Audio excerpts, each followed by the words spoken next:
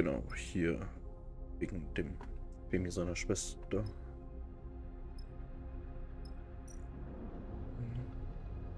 Cut us tunnel. This dark borehole cuts deep into the body of the asteroid. Where it leads is unclear, so careful exploration is advised. Map borehole. With careful scans and sensor arrays, the borehole can be mapped, allowing you to plot the path into the interior. Spelunking, the borehole starts even-sided, but quickly bends and worms into the rock at strange angles. Navigation will be slow. Cutter's path. Central mineshaft looks to have collapsed in on itself. Entry via this route will not be simple. Cut a path. Rather than removing the massive rocks, cutting a sheer-sided passage through might make for faster progress. Or clear debris. The chunks of debris that have collapsed inward, blocking the shaft, need to be removed to gain access.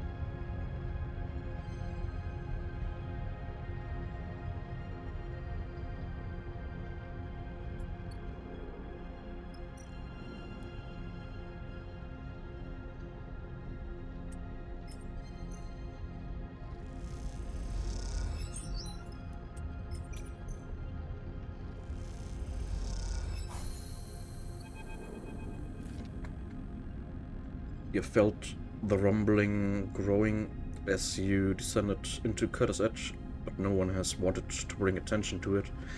Now floating in a cavernous, rock-walled passage that is impossible to ignore. Sleeper, Jimmy's voice crackles over the comms. I'm getting concerned. You squint down the tunnel beyond the limits of your suit's lights. You swear you see something flicker there in the unseen passages beyond. There's a strangeness to the mine, to its flashing lights and empty conveyors running on some residual power. From what Femi has told you, it wasn't always like this. Cutter's End has a fearsome reputation as a dark and deadly maze, a ripped, open rock not worth the trouble of its corroded salvage. Now it's a moving maze, its automated systems given new, faltering life, brought back from hundreds of cycles in the shadows, and one of those systems is rumbling through the dark ahead. Let's keep it moving. Being pauses you in the passage. We don't need to wait. Femi glides ahead, the beams of his suit lights painting the rock walls of the cavern a pale grey. Femi's light reveals an intersection, another tunnel cutting across this one, offering 3 routes ahead. Suddenly, you're blinded by a wall of light beyond the intersection. The rumble is everywhere, shaking dust and rock off the walls in dense clouds. Squinting into the light, you see a ring of lamps, and between them the grinding maw of some terrible machine. It bears down on the crew, grinding through debris. Past. Nice. You kick off hard and angle yourself towards the space between the machine and the other passage. You see the others following suit, pushing hard for the rapidly closing gap. You slip through in a hail of stone, the rumbling shaking your entire frame. You slam into the stone wall of the passage and cling to it as the rumbling grows, then fades, signaling the passing of the machine. You good? Femi's voice is broken up by gasps for air. You turn to see him staring into the dark, shaking his head. Let's not. Tuni's breathing matches Femi's. Do that again. We need to keep going. Femi's dusting off his suit. The mining machine must be keeping Nier's crew down here. We have to get past it. Keeping them down here, or your mind drifts to the worst option. Can any crew really hope to survive all this? When I woke up this place, they woke up that machine. Femi starts to move down the passage. It's running on old programming. It's not hunting us. It's not smart. Femi turns back to face you, his eyes ringed with fatigue and stress. We can beat it. You hope he's right.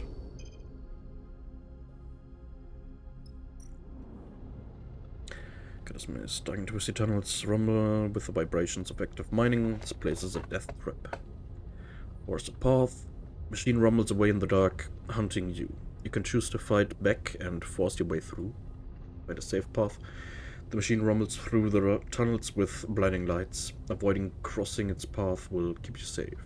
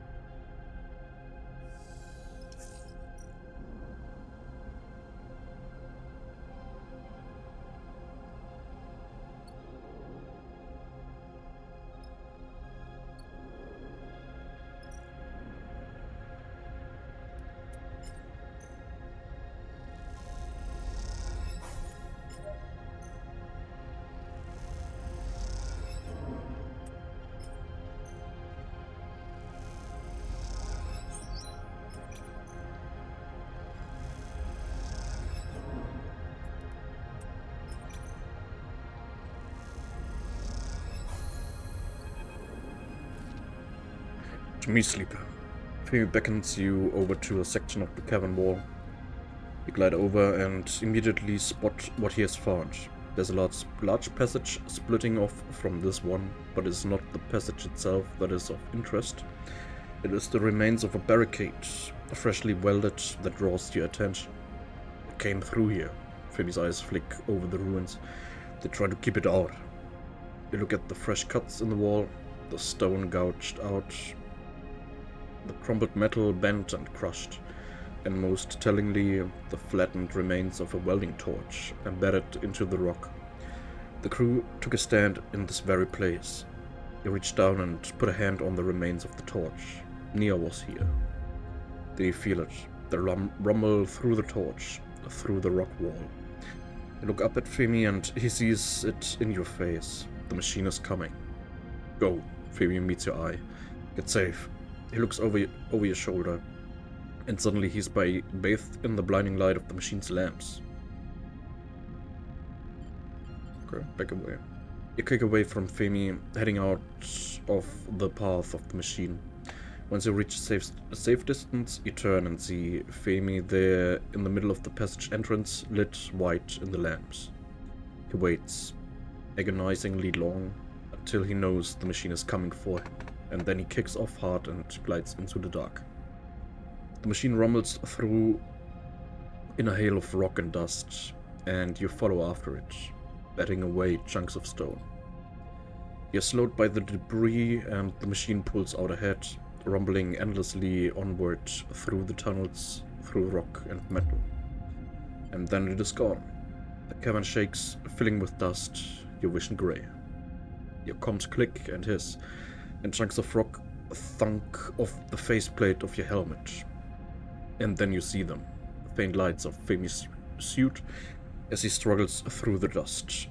We got it, Femi says as he reaches you, his hands on your shoulders. Somehow, we got it. It takes some time to understand what happened. As the dust clears, you find yourself at the lip of a shaft filled with debris. This huge pit, thick with shards of rock, must have been a refuse pile for the mine. A place to pipe the tailings, the waste.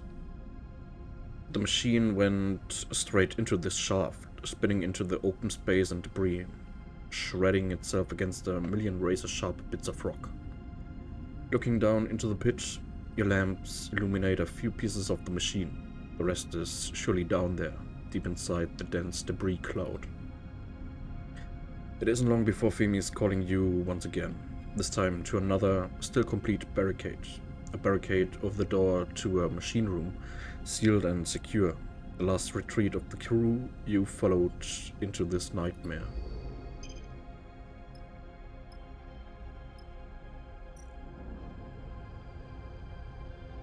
Surely one of the strange machines stumbled into this waste shaft. What might be recovered from its shattered chassis? Such bit. The machine was smashed by the debris in the pit. Searching through the mess might yield something of value. Clear pit. Getting to the remains of the machine means clearing away some of the waste from the mine that has been fed into the pit. Curtis rest. This sealed bay might hold the last evidence of the crew's ill-fated expedition, but what remains? Cut doorway. The door is sealed and barricaded. It'll take time to cut it open, but it will be safer that way. There's no time to waste. If Nia's behind that door, then it need to be broken open and quickly.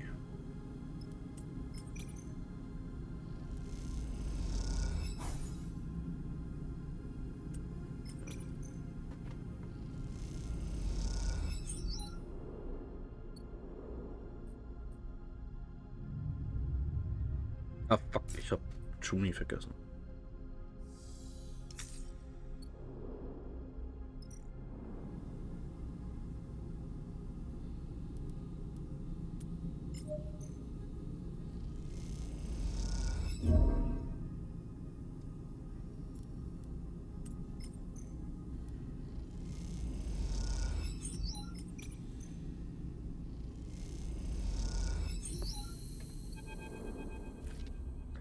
As the barricaded door is bent open, you're blinded once again by a wall of light.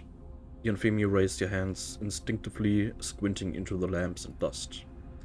You feel a flash of fear in the pit of your stomach, bracing yourself for what's to come. Femi? The voice comes crisp and clear over the local comms. What are you doing here? Nia drifts out of the lights in an old, dust-caked suit. She looks between the two of you with a blank expression, blinking rapidly.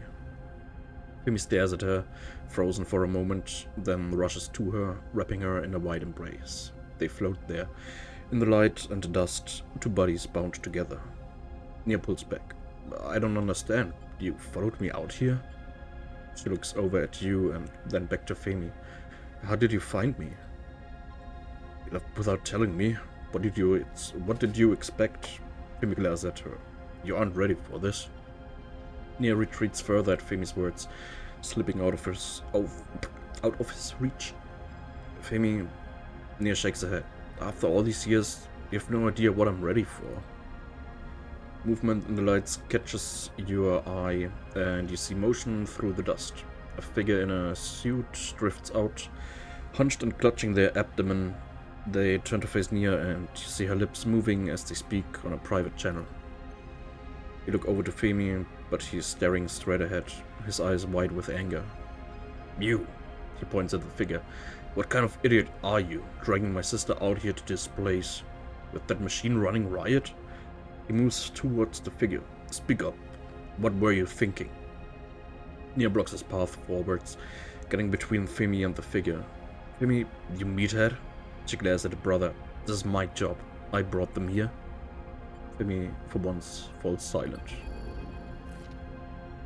It takes a while to make the return trip back up through Cutter's End, especially with Nia's injured crewmate. As you ascend, Nia tells you the story of the job, Femi keeping his distance and leading the way in silence.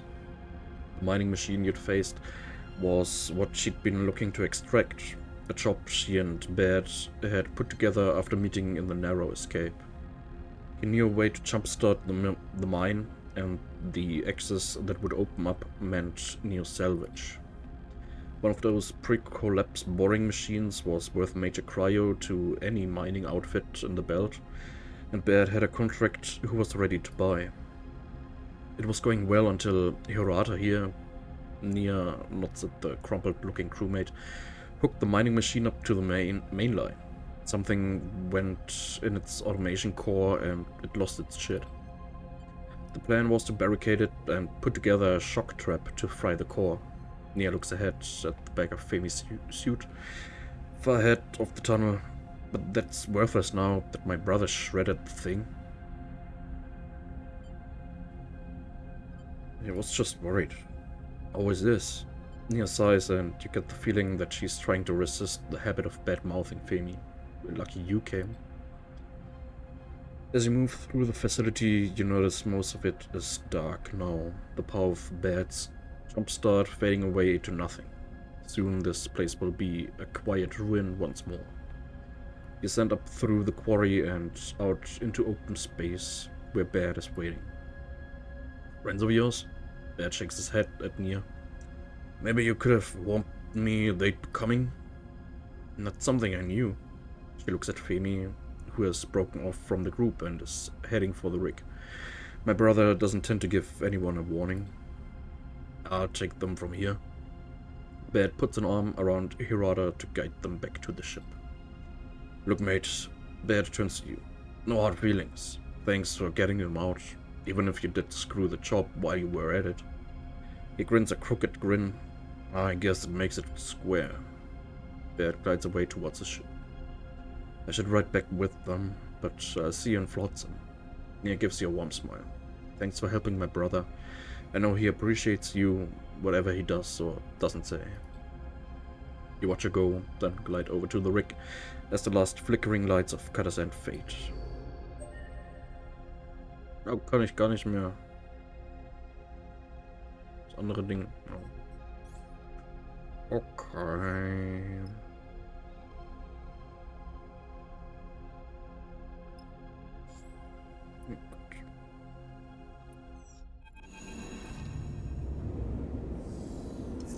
Saber, you got a moment? Yujin finds you in the berth. I have news about the Ephelion.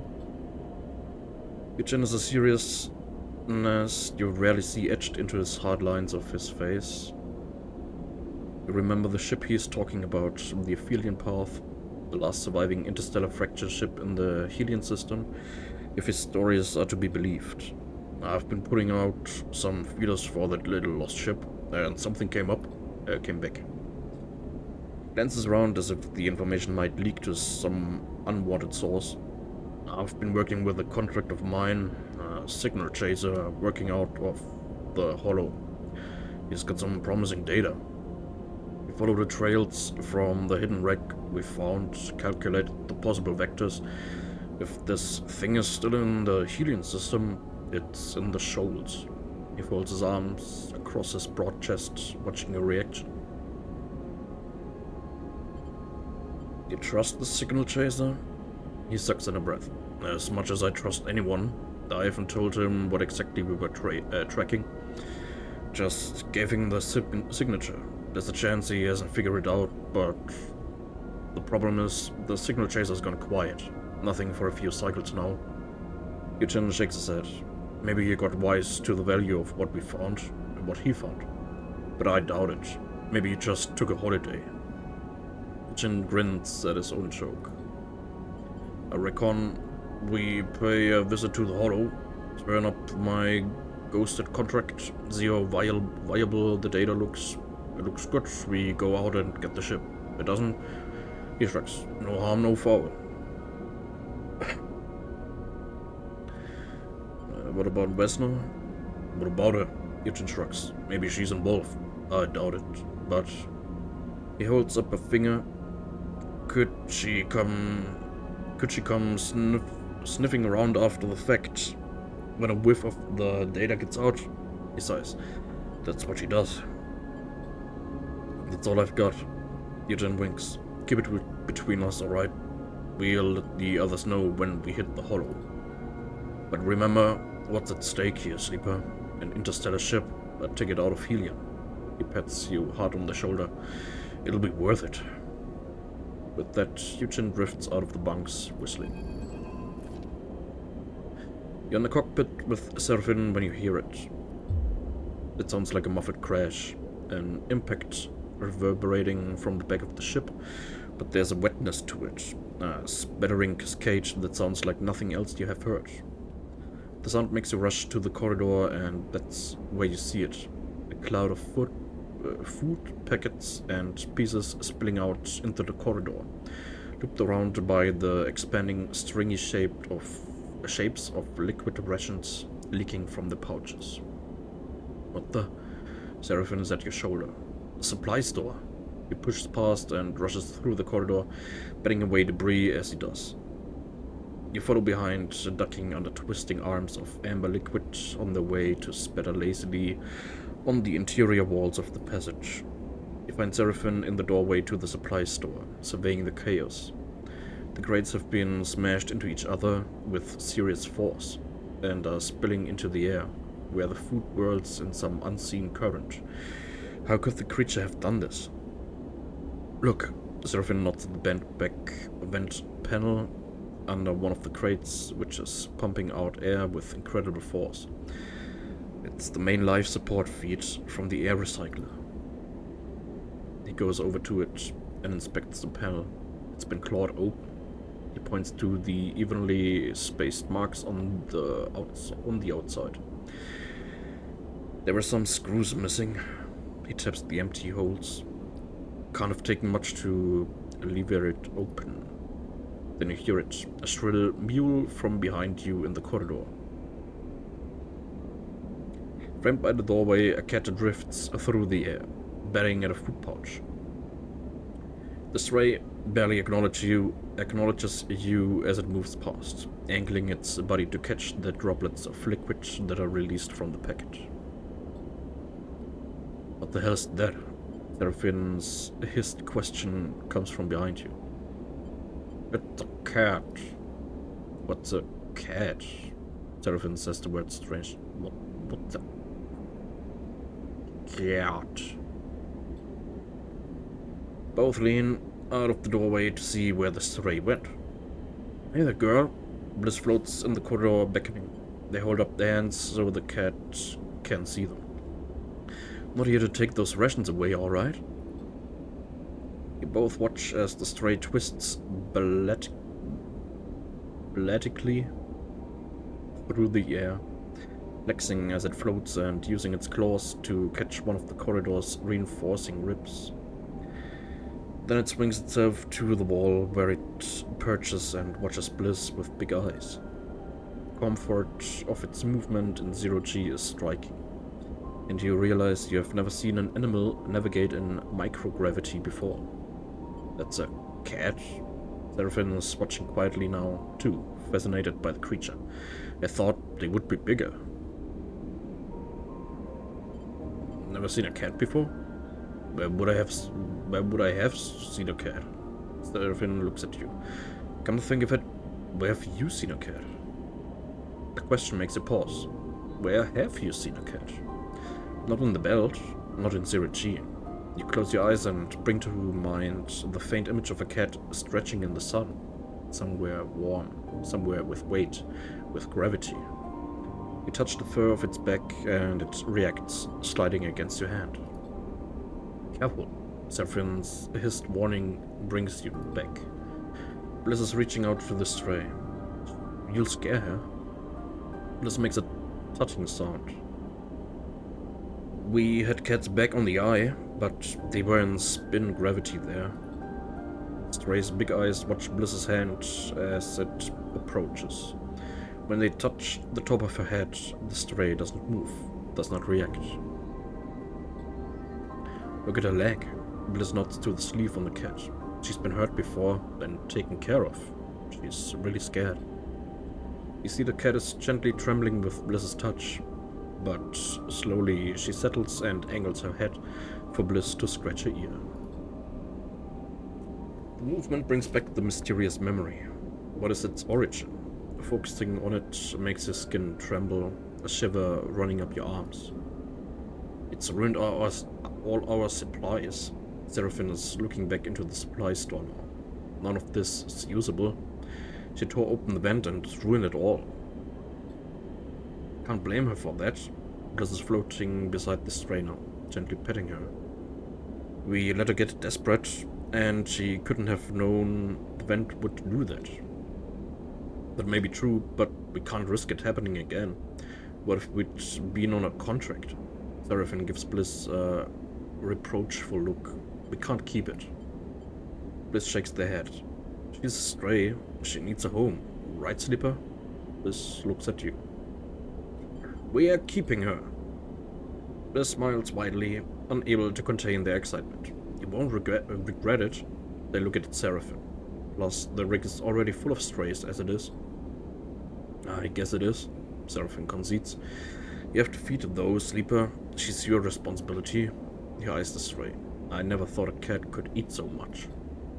Seraphine's right. Looks like you'll need to keep feeding the stray every few cycles if you want her to stick around. This is going to be expensive. Trust me, cats are worth it. Seraphine reaches out sheepishly towards the stray. As he does, the cat bats playfully at his hand, and he pulls it away. If you say so. He sighs. I'm not really used to animals.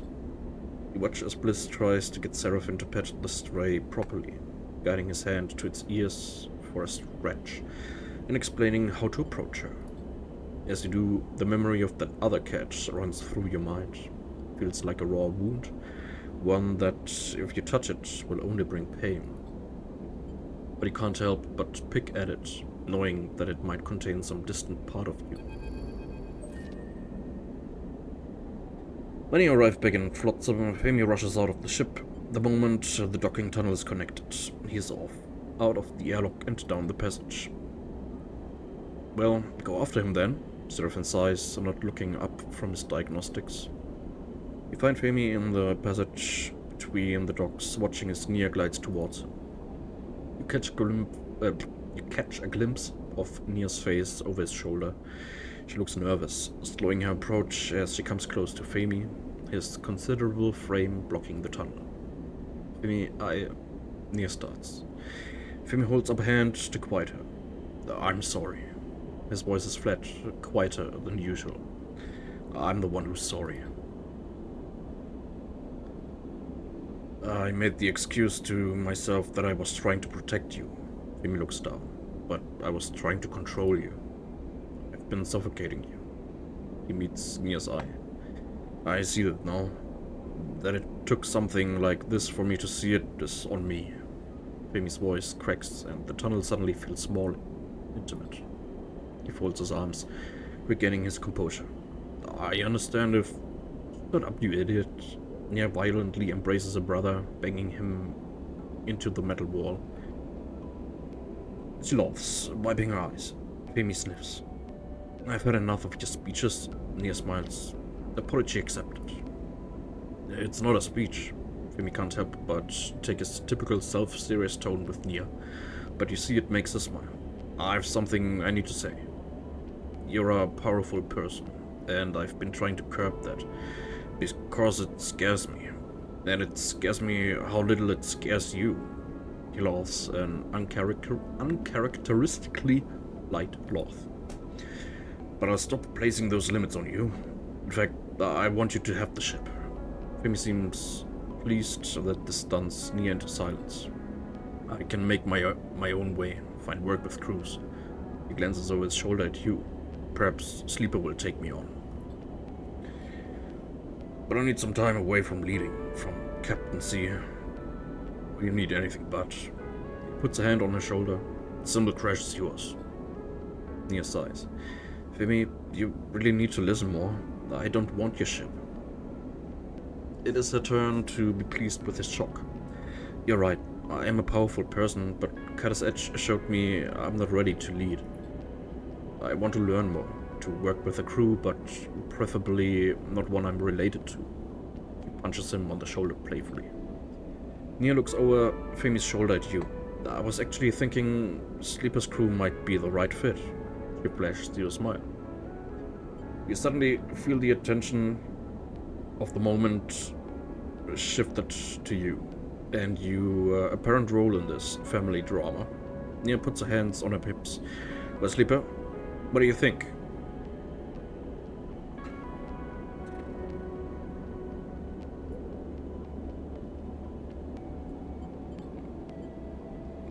Nia, I'm honored, really. I know I will learn a lot from you. Femi turns in the corridor to face you, his face set in an intimidating glare. You better take good care of her. He smiles, but you can't help but take him seriously. How about we find somewhere to celebrate? Nia pushes Femi towards you, down the corridor. Come on. Later on, you find yourself in the narrow escape, in a quiet corner with Femi. You see his eyes are on Nia, who is at the bar trying to get the attention of the server. What's the secret? Femi turns to you. How do you stop it weighing you down? Your crew, your connections, all those people that rely on you. Femi frowns. How do you bear that weight? I don't carry it alone. Femi nods. I have to get better at that, at asking for help. He looks down at the table, smiling. He takes a long sip through the straw of his container, the last dregs of something amber and potent disappearing as he does. He looks up at you. She's gone, isn't she? Look over at the bar and can't see Nia amongst the crowd. You turn to Femi, confused. She never was good with goodbyes. He smiles. She'll be waiting at your ship. Don't worry. He sets down his drink. Time I left too. He squeezes your shoulder. I've got things to work on. Look after yourself, Sleeper. He pushes himself away from the corner and drifts out of the bar. You watch him go, one more body passing through the belt, trying to find a way to change the future.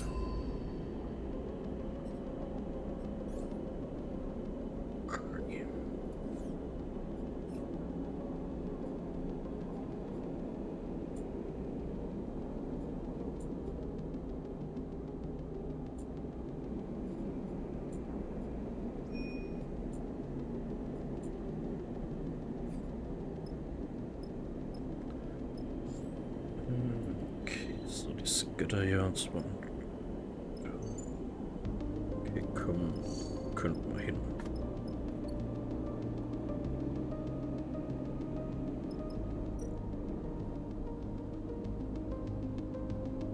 Now that you're familiar with the stray, you can feed it directly, but she's still a little nervous around you and the crew.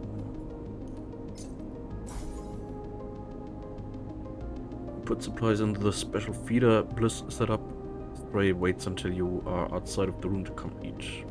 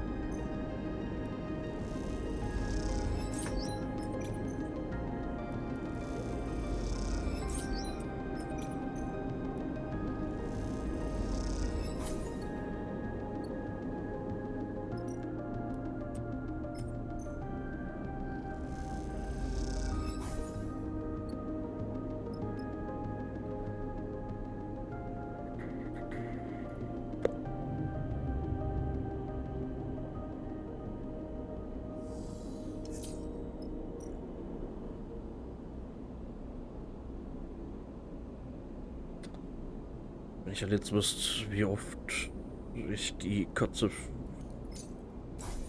hören muss, damit die nicht abhaut.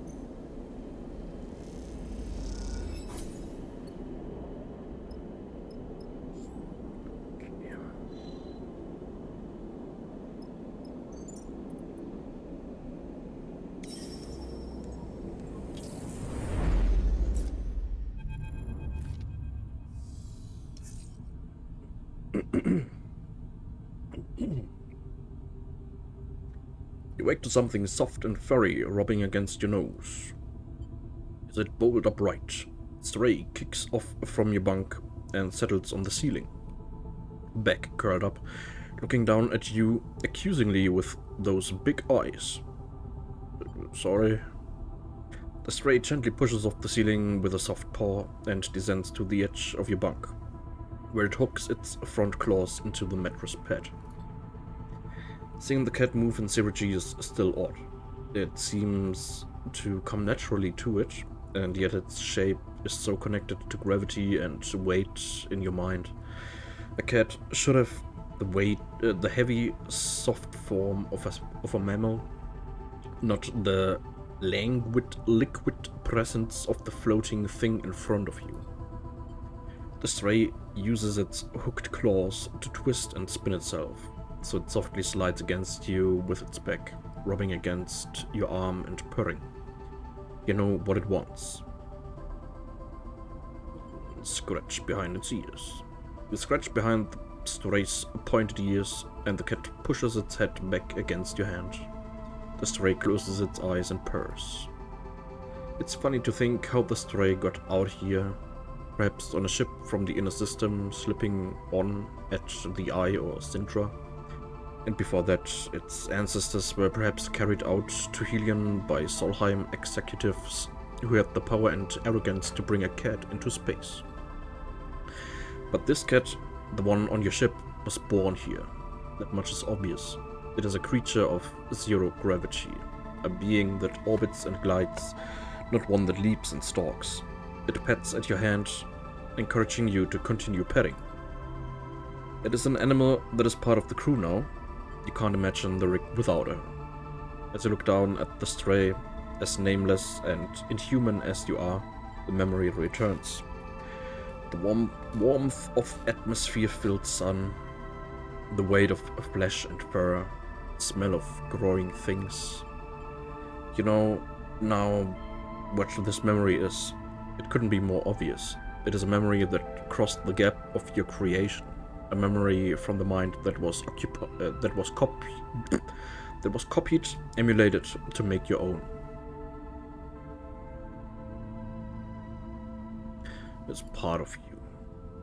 This memory is in the end a mistake. Those who designed the sleepers never intended you to carry the memories of the minds that were copied or your creation.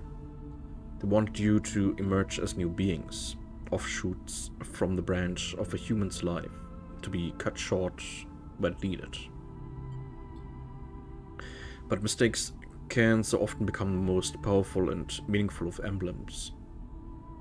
They can guide a being more strongly than any success ever could. That's because at the heart of every mistake is the possibility of change, of a shift in the status quo. You've lived a life of mistakes as much as a life of success. You look where it has brought you. So you accept the memory, let it wash over you like the sun. You focus on the stray, as you do both memories combine. You're stroking both cats, separated by time and space, feeling both sets of sensations in double exposure. This doubling is what defines you. You're multiple, branched, diverse. You make no apologies for this, and you know that you will only accumulate more selves, more variants as you persist. You claim the mistake and the possibility it offers you. You settle in your berth, delaying the moment of waking, of greeting the cycle a little longer, sharing an unspoken solidarity with the stray that is more expansive than any words could capture. The winking sigils of the yards flash across the dark starscape of the belt, each one a siren light for crews in need of repairs or eager for improvements. The scatter yards live up their reputation. But Seraphim will not be drawn by the lights. He guides the ship into an empty, ragged-looking yard, darker and more frame than plate. It looks rougher than any of the others. Seraphim, maybe we want to dock somewhere a little more welcoming? We aren't that hard up. Bliss turns to you. Or are we worse off than I thought, Sleeper? Best shipwrights rarely have the brightest signs. Thought you knew that. Know that, Bliss. Seraphim reaches up and flicks a set of switches above his head. Marco's the best in his scatter yards. The best? Or just the best you know? Bliss gives him a skeptical look. You'll see. Seraphim smiles widely, shutting off the main console and unclipping from the pilot seat. We're safe here. Seraphim turns to you. No need to run from lane for a while. You'll never find us in Marco's yard. It'll be nice to have the break from running. Tuni floats at the back of the cockpit. I hear the scatter yards has some good data and analysis terminals on the hub. Tuni glances at you. If you can spare me. Nia glides into the cockpit. But here? Femi loves this place. She glances at you with a smile. All these grumpy spaces waiting on repairs. I think it fits his temperament. You follow Seraphim as he glides eerily to the airlock. You and Bliss exchange glances. Both of you are used to Seraphim's headstrong moments, yet you still can't help but feel that now familiar pull of someone else's problems. Marco! Seraphim opens his arms to the figure coming through the cycling airlock. Finn! Marco floats through the doorway, a crooked smile across his pale face, his sharp eyes glinting in the rig's bright work lights. The two embrace in more of a chest bump than a hug, Seraphim spinning with the momentum of the impact to end with his arm across Marco's shoulder, the two side by side grinning. You notice Marco's eyes quickly falling on you, a slight narrowing suggesting he has immediate thoughts about your presence. So, this is who you're flying with now, Finn? Marco shoots you a wink, his expression shifting to conceal his previous curiosity or concern. Bliss. They introduce themselves courtly. You two used to be on a crew together, I assume? Me and Finn? No, we're just drinking buddies. Marco's response provokes a laugh from Seraphim. Some kind of joke you can't quite catch the tone of. Marco turns his attention to you. And a sleeper. He smiles. My condolences. It's a damn crime what those corporations do to you. But at least you're out, huh? I appreciate the solidarity. Of course. Marco taps a fist to his chest in a gesture that seems both genuine and mocking in the same instant. Marco turns back to Seraphim. It's been too long, Finn. I'm not flying with old Betty anymore. You immediately see the reaction in Seraphim, his entire being tightening without anything more than a shudder to signify it. No, that's long gone. Done. Marco shrugs. That's the way of the belt. He shakes Seraphim by the shoulder. Come on then. Enough floating around in this drafty old thing. Let's get a drink. Marco turns his attention to you. Feel free to make yourself at home in the yard. Hell, take a little fuel. I've got loads of the stuff, and it's been quiet for more than a few cycles. Happy to spare some for a friend. Nice. He steers Seraphim down the docking tunnel, waving a hand to you and calling back. I'll have him home in a cycle or two. His laughter echoes down the tunnel as they leave. Bliss turns to you. I'm going to go dig around the other yards for some components the rig could do with. You smile. You got things to do? You think of Cadet and wonder if she found her way here to the scatter yards to extract the data on the Hexport drive. The only way to know would be to find her. Seraphim's words echo in your mind, his insistence that the only way to escape Lane is to beat him on his home turf. With Darkseid just sunward from the scatter yards, this might be the perfect platform from which to attempt such a wild and dangerous plan. Sleeper? Bliss brings you out of your thoughts. I hate it when you do that. Just take care out there, okay? They drift off down the docking tunnel, leaving you in the airlock. It seems the next step is up to you. Pilot unavailable.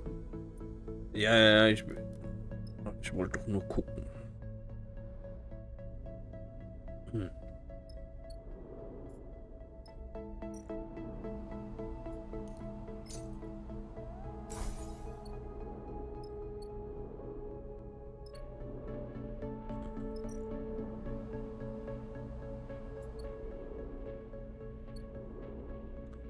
Wait for Seraphim. Drinking buddies. Seraphim and Marco are off in some Scatteryard's dive, catching up. You hope Marco returns your pilot in working order.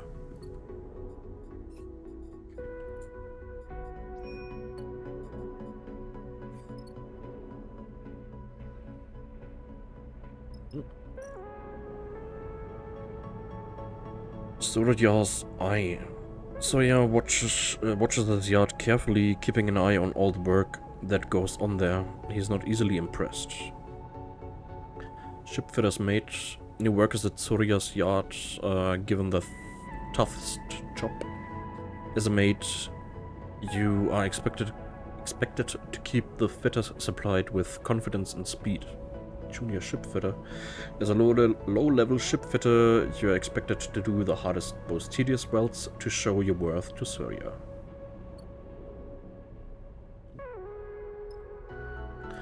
Transit hub. Among the yards, a scattered mess of independent shipyards around central transit hub. The yards are particularly difficult place for outsiders. Follow the markers. On every wall of the hub there are scrawled alphanumeric markers that act as signs for the ship fitters, if you can understand them. Shop talk. There's no faster way to get to know ship fitters than to chat about their complex work. It does require a certain knowledge base, though.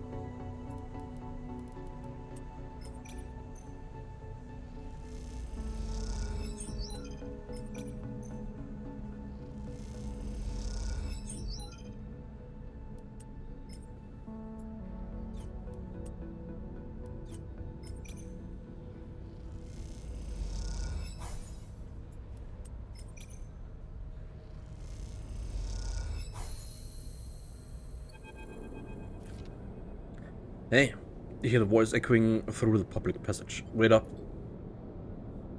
I'm glad to see you. Cadet sweeps her hair out of her eyes and then glances up and down the corridor. This is not my kind of station. Cadet rolls straight into her complaints. All the yards have their own water and facilities, meaning the hub here is not fit for general use. There's a couple of guest houses, but you would not believe the state of them with all the spaces that stop here for shore leave. She shudders. You don't want to know. Hi, Cadet. Hi, yeah. She blinks at you. Are you even listening? So, get this. Cadet locks her fingers together and stretches her arms. That girl of mine I said could crack anything, she's gone. Didn't even leave a note. Ran to Darkside, maybe? Not that I'd blame her given the state of this place. She looks sideways at the grubby walls. She left her workshop empty though, so I slipped in. That's where I've been napping. I've been doing my best, all these cycles to crack that drive, but... She sighs. I'm a spindlejack, not a data scraper. Which is why I'm happy to see you. She takes a breath, telling you I have not spoken to anyone in a long time. She runs a hand through her hair. How about that alert they put on you? Doesn't seem to stretch too far out of the spindle, but I've been careful. She glances around, hence the not talking to anyone in ages bit. Look, I'm in over my head here.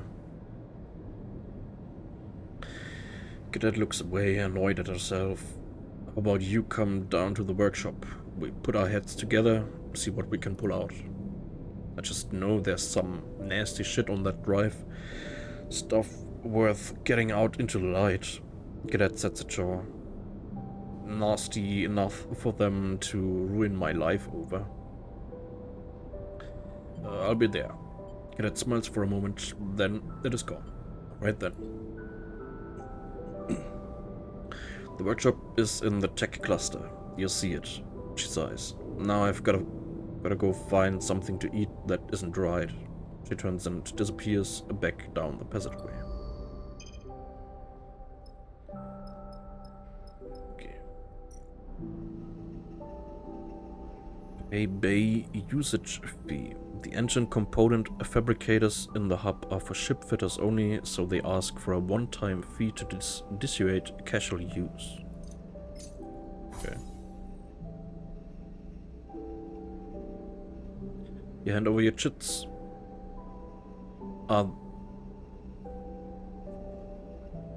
And they take you to a free bay and show you the engine component fabricator.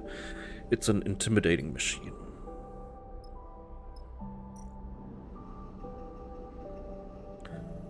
Component errors. The more errors a component has in its construction, the less valuable it will be.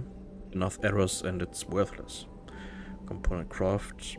It takes time and skill to build engine components. Any errors will impact the outcome. Build engine component. Even with a specialized fabricator, component construction is a delicate act. Only the most skilled can produce a rare, error-free component. Okay.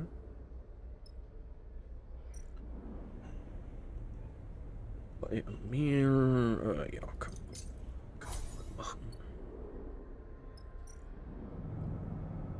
Und hier kann ich Sachen auffüllen. Wunderbar. Das war's doch hier. Okay. Dark data. The drive is encrypted, but with the tools in Cadet's friend's workshop, you have a chance of cracking it. Identify passcodes. If you can work out through guesswork and analysis what the passcodes are, you can access the drive.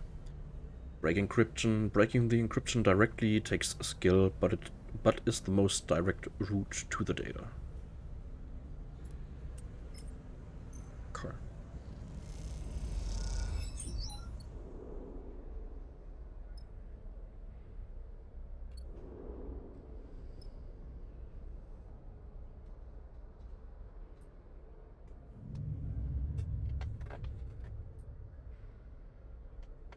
Ich hab gedacht, hier könnte ich meine ganzen Scrap-Dinger loswerden.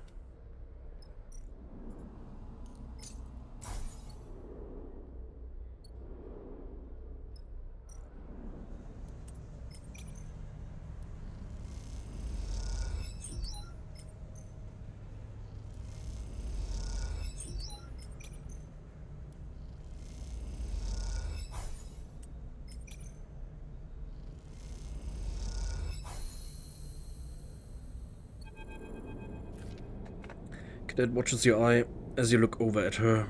What is it? She takes the end of the metal chopsticks she had been chewing on out of her mouth. Got something? Cadet had given up already for the cycle, and while you were cracking the drive's complex encryption on her friend's workstation, she had been floating in the middle of the small workshop, picking bits of scrap off the shelving of the wall, on the wall. Now she spins in the air and pushes off from the ceiling, spinning as she glides, so she lands perfectly behind you, leaning over the terminal screen. As she does, you hit a key, executing the final decryption process. Flick. She goes to ruffle your hair, but you don't have any. Instead, she just wobbles your head playfully. What do we got? With Cadet hanging over your shoulder, you try to concentrate on the data spooling across the screen. The first thing that catches your eye is the steady repetition of CWEXT, an identifier for Conway Extractions, the behemoth conglomerate currently waging a corporate war with Senate in the inner system. Why Conway? What is this data? You stop the scroll, looking for details. Hit that thing. Cadet pokes the screen, making it wobble. You dutifully click. A comment expands in the code. A note left by someone. It mentions tests and protocols, discusses reverse engineering and carrier signals. You close it and find another. Drone latency, another security bypass, one more kill switch. It takes a long time, you and Cadet squinting into the blue screen to build up a picture of what you're looking at. When you're done, both of you sit back, your eyes sore and your minds clogged with technical terminology. Shit. Cadet shakes her head. They were dissecting it live. She's referring to the Conway drone mind this stream of data was scraped from. Huge volumes of internal data, of control systems, protocols, and passphrases. The kind of data you imagine was closely guarded by Conway, kept secret to allow the smooth operation of its drones. This thing had some kind of general or manager, right? Giving orders out to all the little drones that worked for it. Cadet squints. I always thought Conway controlled its drones remotely with people. Those zero latency point interfaces you hear about. From what you know, Cadet is right. Conway is known for their novel solution to the scale and logistical problems of the surrogate systems. Extraction and security drone ships piloted from light years away with proprietary comms interfaces. A drone mind, what this code is scraped from, should be a kind of distributor. A relay for the local drones that links to the closely guarded transmitter-receiver. But this data suggests otherwise. It suggests an active cognitive process, far more complex than any protocol you've heard of. A thinking machine. Look, Cadet jabs at the screen again. Is that... She squints. You see a line on the data stream that reads simply stop, get out, stop, get out, stop, get out, stop, get out. How did they do this? Cadet leans back. Everyone knows captured Conway drones perched themselves and everything else in the couple of square clicks around them when captured. You rip the control core out of one, sure, you can disassemble it, but its system will be gone. This one was still running when they took it apart. It should have gone up like a tactical nuke the moment they started. She stops suddenly, fate of Hexport jumping into her mind. Is that what happened? But how did they get all this and get it out on a drive? Silence fills the workshop. You look back to the screen, unsure of the answers to Cadet's questions. You feel a deep chill, one that you know has nothing to do with the temperature of the workshop. Who the hell was doing this? Cadet scans the code once more.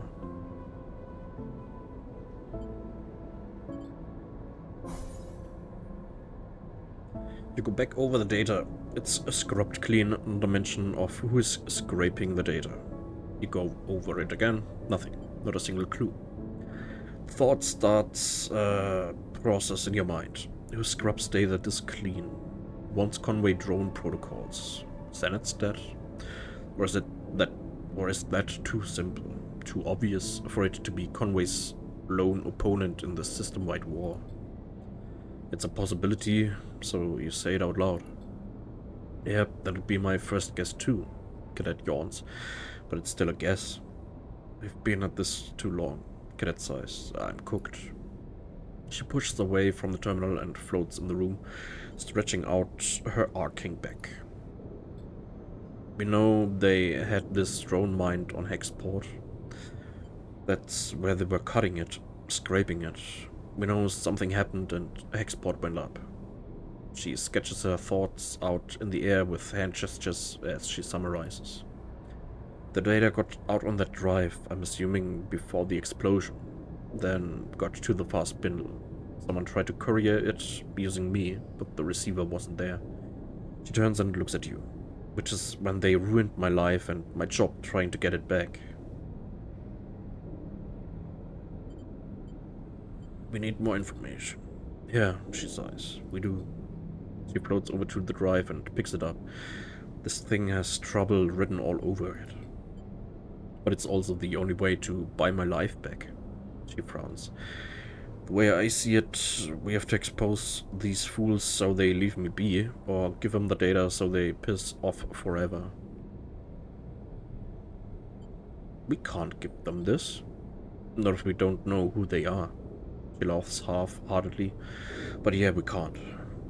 All the roads lead in one direction, I'm afraid. She spins the drive in the air, back home. Export.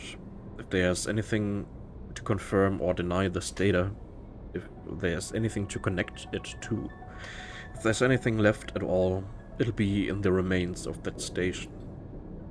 I had a feeling it might come to this, so I made some inquiries when I first got here. The word is that the place is irradiated to hell. I've also heard the radiation is fading, and it's not like half the belt is glowing anyway. She shrugs grimly. With suits, we'd have maybe a few cycles before it started to leak through. The problem is getting in. She puts the drive back on the desk's magnetic surface. Fast spindle is a no. Not only do I not want to get picked up there, but the debris is denser on that side. No safe way in. Dark side is the best bet. She shakes her head, but I heard you have some trouble waiting for you there.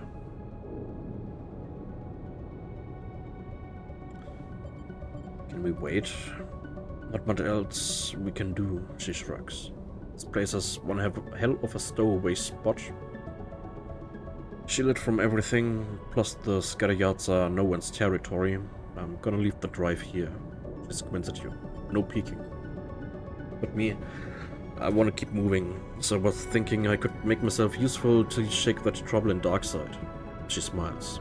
Work for room and board and all that. Wanna come with me? Yeah, she smiles. Professionally speaking. What do you say? She folds her arms. You know I'm tough, then I can do plenty besides ride an air bike. You're in! That's the answer I was looking for. Cadet scans the workshop. I've had enough of spacer bathrooms for a lifetime. I'll make myself at home on your rig. She picks up the drive and tucks it in a pocket. Cadet glances away at the racks on the wall, and you follow her eyes to spot her air bike where it is hanging, carefully secured and pristinely kept. Cadet gives you a hard look.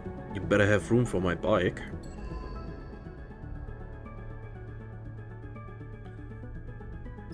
Ei. 5 Leute jetzt.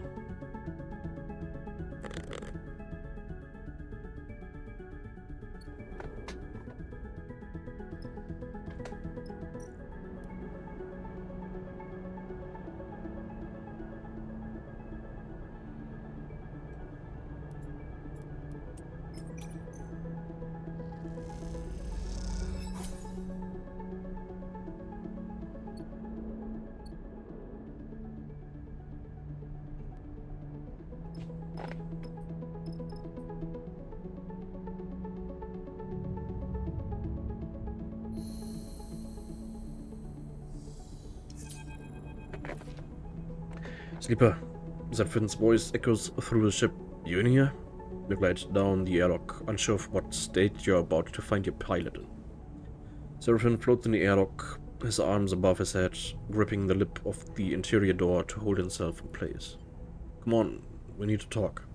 There's a straight-faced seriousness to Seraphine you weren't expecting, especially considering that he spent the past 2 cycles with Marco. Seraphine leads you across the bridge, but rather than turn towards the automated shuttle bay that connects Marco's yard to the rest of the assembly, he leads you deeper into the guts of the yard itself. As he does, he begins to speak. I told Marco about Lane, about our escape, about everything. Seraphine ducks under a large pipe. He gets it. He's worked in Darkside. He comes to a sealed door and hammers in an entry code. Somewhere machines start whirring. Remember in Wellspring, after everything what I said? Seraphine turns to face you. About taking Lane on? Exactly that. Seraphine meets your eye. The door suddenly squeals as the ancient motors kick in and drag it across its corroded tracks. It reveals a large, half-lit chamber, its furthest parts masked with layers of scaffolding and frames, so it is hard to tell where the room actually ends. At the center, in a pool of warm light, Marco floats beside a terminal screen. Sleeper. He touches his brow in a mock salute as you enter. What happened to being drinking buddies? We get all the drinking done on the first cycle. Marco smiles. The second cycle was all about problem solving. You hear the door you entered through screech shut, and then a sudden silence descends. Sorry to drag you out here, Sleeper, but I really can't be overheard on this one. He sighs. We're close to Darkside here, and Utsubo have ambitions, shall we say, in the scatter yards. Ben told me the whole story, and I'm sorry for your troubles. He clasps his hands together. You have done well to evade Lane this far, but you must understand he's also been distracted. Since export went up, well, Darkside has been in crisis. With the war wars, the pressure shift that allowed Utsubo to build its strength, Hexport was the breach to blow it wide open. Marcus brings his hands apart. Exports their justification for imposing total control in the name of protection. Marco glances away into a dark corner of the room. And if my hunch is right, it's how they will extend their reach to the scatter yards.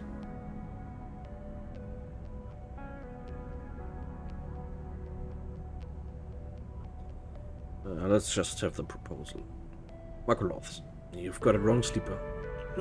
It's not me trying to convince you of anything. Ben asked me to help. I'm done running, Sleeper. Seraphine cuts in. I hate looking over my shoulder every cycle. I hate the nightmares, the fear. I want to face this head on, for better or worse. He looks away, scowling. I won't be controlled by Lane, and this is our chance to break that control. Lane is hunting you, Sleeper, which means he's not in Darkside. Marco raises an eyebrow. This is good for you. There are people in Darkside resisting Utsubo, though I hear it is not going well for them. If we could find out what they need, there's a chance here. Marco pauses, and you get the feeling he's assessing your reaction. Taking action is a choice right now, Sleeper, but soon it won't be. Seraphine glances at Marco. Not if what Marco is telling me it's true. Let's do this on our own terms. What do we need to do? Seraphine meets your eye with conviction. Thank you, Sleeper. I know we can do this. Let's not get ahead of ourselves. Marco interrupts. I will need some time to work this out. If you two want to go to Darkside, there's no way you can take that stolen rig. It was a big enough risk just to bring it here. He glances at Seraphine, and you get the feeling he has already been reprimanded for this. So I need to find you a way in and a way out. Marco rubs his hands together. I know it can be done. Marco turns to you. I recommend you take the next few cycles to prepare. The scatter yards are a good place to both spend and make cryo, depending on your need. And Finn, Marco puts a hand on his friend's shoulder. Try to stay cool. This will be recon only. A chance to see what's happening on Darkside and make your connections. It is not the time for grand gestures. Seraphim nods. Thank you, Marco. He glances at you. We'll keep things quiet until you're ready. You and Seraphim leave the hidden bay, the door screeching open to allow you to exit. When it seals once more, Seraphim turns to you. This is our chance to shift things, Sleeper. Let's keep our heads in the game.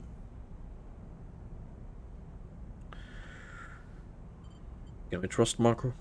Seraphim says, I believe we can. But in case you have noticed, we don't have many allies this close to Darkside anyway. We need to trust Marco.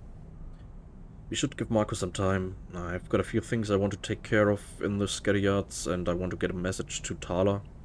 I know she would want to hear from me before he trails off. Let's make sure we are ready. Keep your head up, Sleeper. I'll see you on the rig. And with that, Seraphim kicks off down the passage on his way to the shuttle dock. You watch him go, unsure if you're impressed or concerned about his headstrong nature. Either way, things are in motion. The only thing you can do now is give yourself the best chance of success.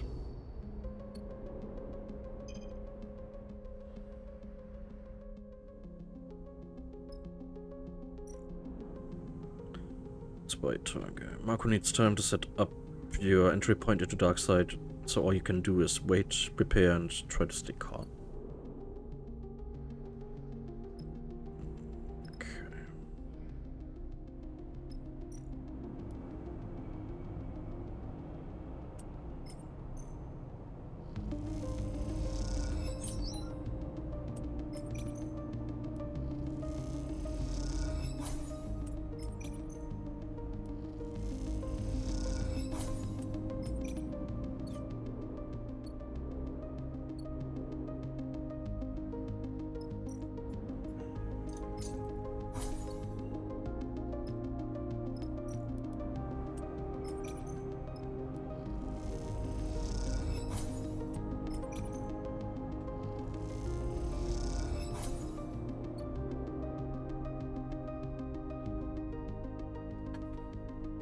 Okay.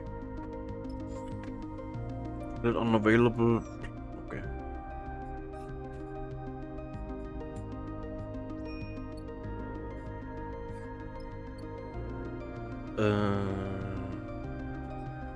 Okay, machen wir da dann.